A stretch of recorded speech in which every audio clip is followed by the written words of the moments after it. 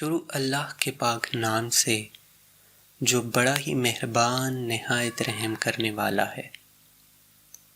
سنی info point کی جانب سے حضور صلی اللہ علیہ وآلہ وسلم کے ایک اور پیارے سے فرمان کے ساتھ حاضر ہیں۔ گناہ معاف ہو جاتے ہیں۔ حضرت محمد صلی اللہ علیہ وآلہ وسلم نے فرمایا، جس وقت مسلمان نماز پڑھتا ہے تو اس کے گناہ اس کے سر پر رکھے جاتے ہیں۔ جب یہ سجدے میں جاتا ہے تو سارے گناہ گر جاتے ہیں۔ نمازی جب نماز سے فارغ ہوتا ہے تو گناہوں سے پاک صاف ہو چکا ہوتا ہے۔ اللہ پاک سے دعا ہے کہ اللہ پاک ہمیں بھی باقاعدگی سے نماز پڑھنے کی توفیق عطا فرمائے۔